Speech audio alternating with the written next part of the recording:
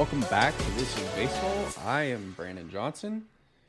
We have reached the middle of May, and the season is flying by.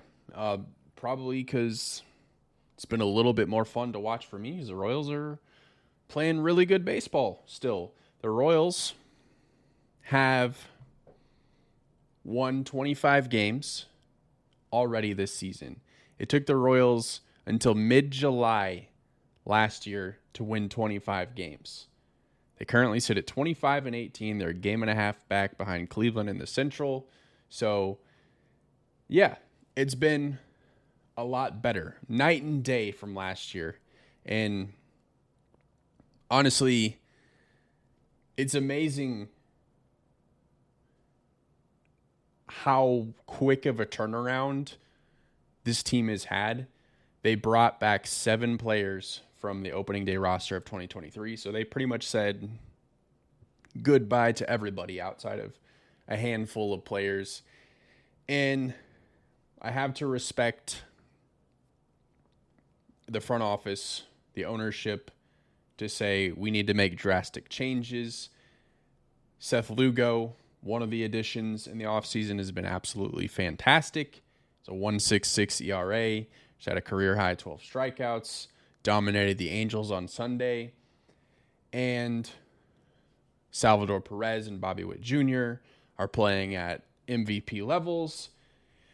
We just need the rest of the offense to step up.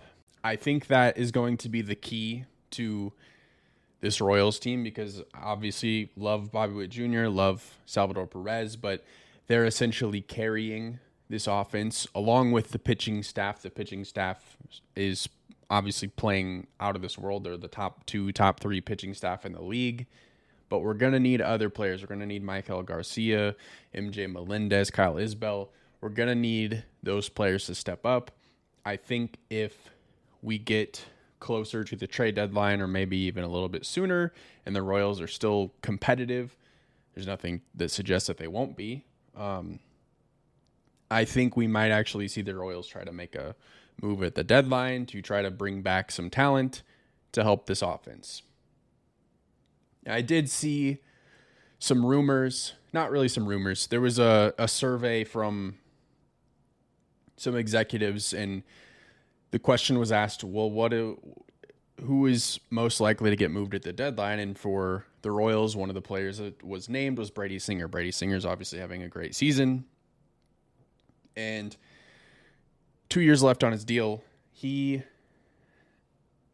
I don't see the Royals moving him, but moving Brady Singer is, especially when his stock is high, is something that could be done. Because if you move Brady Singer, you can bring in major league talent. You can bring in an offensive player that can help fill some of the holes. Obviously, you'd lose a great starting pitcher, but those are the moves that you have to think about if you're a winning ball club, of how can I help this team win now? And if it means moving Brady Singer, then sometimes that's just what you got to do. Again, that's just from a survey that was taken. That's not saying that Brady Singer is even on the trade block or even up for grabs, but he's a couple of years out from being a free agent anyway. Do you think you're going to re-sign him? There's a lot of factors. And again, all rumors, all speculation, nothing set in stone there. But I just thought it was interesting and a little bit surprising to hear, like, oh, Brady Singer could be somebody that's on the move. But anyway, regardless of what happens this season, if the Royals win 80 games, 85 games, that means that we have been able to watch a competitive Royals team for basically the entire season. And obviously we haven't been able to do that since really 2017. So great change of pace from even as recently a season ago. So been an exciting season so far as a Royals fan. But I do have a little bit of news in the major league kind of circle. So last year, MLB and Peacock had an agreement for Sunday morning baseball where Peacock broadcasted basically the first game of the day on the MLB schedule every Sunday. And it was like cool. Most of the games are pretty early in the morning, like between 10 and 11, they were getting going. And that deal didn't continue into this season. So we haven't had that free Monday morning baseball offering for us. That's until this week. So MLB and Roku have landed an exclusive rights to Major League Baseball Sunday. So this is from newsroom.roku.com. So this is straight from Roku. Roku has secured the exclusive multi-year rights for Major League Baseball Sunday leadoff live games. Starting May 19th, Roku will offer Sunday MLB games for free on the Roku channel, plus an all-new MLB zone to help baseball fans discover live and upcoming games, nightly recaps, highlights, a fully programmed MLB Fast channel, and more across the Roku platform. On most Sundays throughout the season, Roku will be the home for the first games of the day with an exclusivity window during airtime as well. So the first Roku MLB Sunday leadoff game is going to take place this Sunday, May 19th at 1:05 p.m. Eastern Time, and it's going to be the Red Sox on the road against the St. Louis Cardinals. So, obviously, how do I get access to these games? Do I need Roku? Do I need a Roku device? Yes or no? You don't need a Roku device. You can just download the Roku channel app, which is free and available on Amazon Fire, Samsung TVs, and Google TVs. It's also accessible via the RokuChannel.com. You don't need to log in to do that. So this is another streaming option that is free for one game a week on Sunday mornings or early afternoons. And it's just another way to access more baseball. And I know it doesn't solve the problem of how do I watch my local team, but it's another good option if you're like, man, I really want to watch baseball, but I don't want to pay to do it. Well, you're going to at least get one free game every Sunday for the rest of the season and for multiple years. And they already have the schedule out for what games will be available. So like I said, Boston and St. Louis, Toronto and Detroit, the Twins, Astros, and then that first week of June, or that second week of June, is the Giants and Rangers. So again, and that's going to go up until September 15th is how long those games are available this season.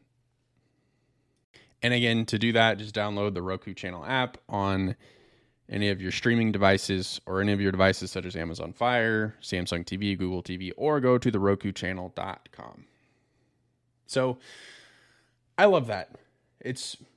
Some people have not been excited about it, but I think in a game that just for whatever reason lacks accessibility, this is just another way to watch at least one game, even if it's just a random game. You need your baseball fix on a Sunday, and it can't be your own team. You don't have cable, you don't have YouTube TV, you don't have whatever.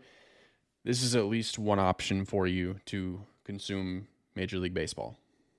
So, a big topic of discussion around Major League Baseball right now has been catcher's interference. Catcher's interference has been skyrocketing this year in Major League Baseball. And we had a pretty big injury last week where JD Martinez swung and hit Wilson Contreras in the forearm and fractured his forearm. It was, if you saw it, it looked terrible. It was awful to watch. And Wilson Contreras was too close to JD Martinez. He was too far up on the plate. And that's been something that's happening a lot, not necessarily players getting injured, but catcher's interference getting called.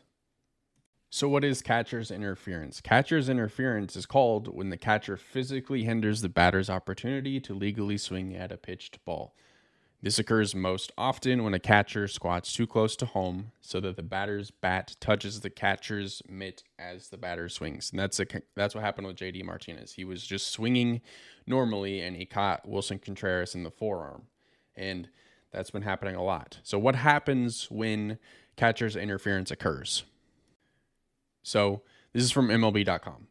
The batter is awarded first base if the catcher or any other fielder interferes with him at any point during a pitch.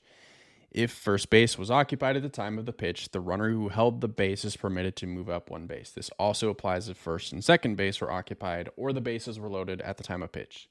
If first base is empty at the time of the pitch, no additional runners are permitted to advance. When catcher's interference occurs, the umpire will allow the play to progress because the outcome of the play may be more desirable than the interference. In that case, the offensive manager can elect to accept the outcome of the play over the interference.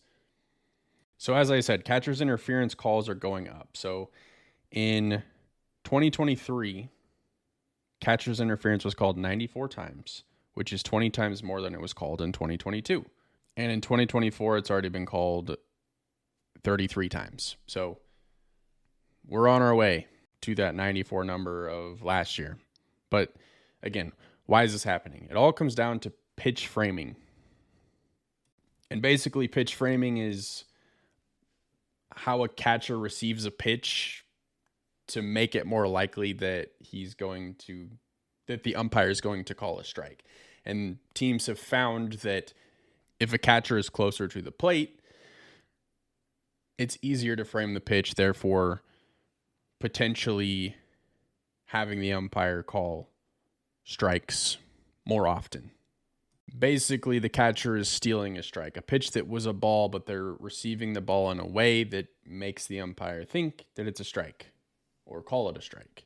So right now, from Baseball Savant, Alejandro Kirk, Blue Jays catcher, has a 52% strike rate. So he's converting 52% of non-swing pitches into called strikes, which is really good. And he's up there with Jose Trevino, Jake Rogers, Bo Naylor. Those are your top four catchers for framing. Now, MLB did send a memo during spring training warning teams to stop doing this and to move their catchers further back to minimize the risk of injury. Obviously, it was just a warning and not really an enforcement. So you're still seeing this. And honestly, there's obviously always risk in playing a professional sport. There's risk in being a catcher. Could be a lot of injuries that happen with catchers. They've actually made rules to make being catcher in MLB safer. Looking at the Buster Posey Scott Cousins collision, which basically eliminated colliding with the catcher when going home. And these players know what they're doing, and to them, it is worth the risk. Now, catcher's interference is obviously going up. They're on pace for 148 calls this season, but it's not necessarily causing injuries the way that Wilson Contreras was. That's not really happening. So I think you're going to continue to see teams do this and move closer to the plate to get that frame specifically with low pitches. Let's take a look around the league at our division leaders. In the National League, Phillies are in first place. They have a 2-game lead on the Braves. The Phillies have kind of notoriously been a team that gets off to an incredibly slow start and then has to dig their way out of a hole to get back to being competitive. And they're not doing that this season. They are playing really good baseball all around. And they're ahead of the Braves. So maybe this year we get a little flip-flop of the Phillies win the division and have one of the best records in the league. The Braves get a wild card spot, and the Braves go and play the Phillies and give them a taste of their own medicine in the division round. Wishful thinking, but the Phillies are fun, and we'll get to them a little bit later in the season, and really break down kind of what's been different with this Phillies teams versus the previous teams, but very fun to watch if you're not really if you don't really have a team, latch onto the Phillies. Incredibly fun baseball. National League Central, Brewers, Cubs are on top. Brewers have a half-game lead on the Cubs. I know a lot of people wanted to write the Brewers off this season. I might have been one of them. That's neither here nor there. But I think a lot of that stemmed from Craig Counsell leaving. But what they didn't really take into account is it's not really that different of a club. And not to say anything against Craig Counsell, but you have a lot of the same kind of mindsets. You just promoted a manager that was already there. You brought in Ricky Weeks. I think it was kind of like, let's just do business as usual and keep going. They obviously lost Corbin Burns, but Cubs are playing well with having Craig Counsell there. They're right in it. They're hot. But I think the team that's most surprising is the St. Louis Cardinals. I thought they would be better this season with the additions that they made, specifically with their pitching staff, but their offense is doing a whole lot of nothing, and the Cardinals are really bad. And I think my thoughts might have just been that the St. Louis Cardinals have been good all my life, so obviously they're going to be good, and last year was an anomaly, but I don't know. This might be their time that they got to kind of sit in the shadows and let other teams run the National League Central. So National League West, to nobody's surprise, the Dodgers are leading that division. They are 6.5 games above the San Diego Padres, and that gap is just going to widen as the season goes because obviously Dodgers have the best roster in baseball. In the American League, Orioles and Yankees are tied for first place in the American League East. And obviously the Orioles did what they did last season, won 102 games, shocked everybody, won the East.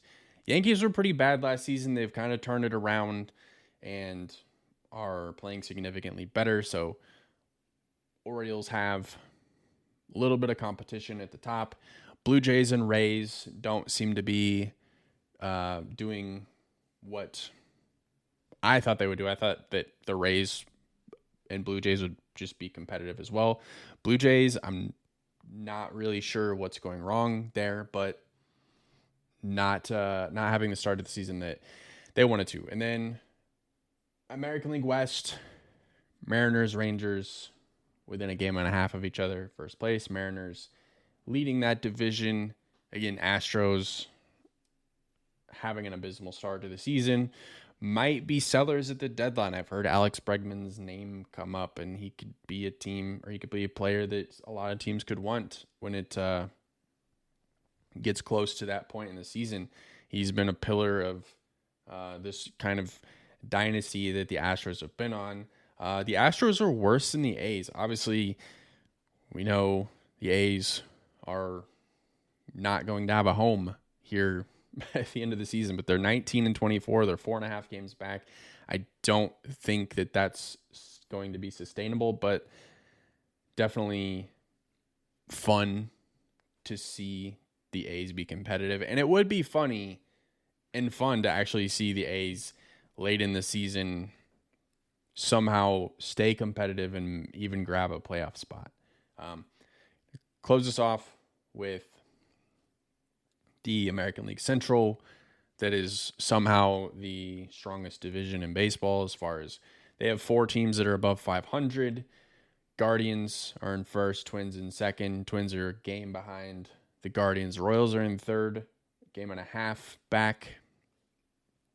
Tigers are 21-20, 4.5. And the Twins, obviously they went on that 12-game winning streak a couple weeks ago, and that's the reason that they are where they are in this division. I thought were kind of dead in the water based off of the start that they got off to. But hey, that's baseball. You go on runs, you go on streaks, and now they're competitive and they're right back in it. And something that could have been early on a lost season early on, is no more, and they're right in the thick of things. And I did not think that the American League Central was going to be the division to watch, but I think that we have 3 teams, maybe 4 teams with the Tigers that have the ability to have sustained success in 2024.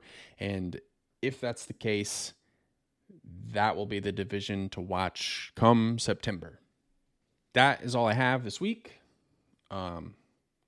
Next week, I'll be out of town, so I have an episode planned. We're going to do a little bit of a celebration of the 2014 Kansas City Royals. Earlier in the year, I did a little recap of the 2014 AL wildcard game. I think this time I'm just going to do a top 5 moment in the 2014 postseason for the Kansas City Royals. So look out for that. Again, thank you so much for listening.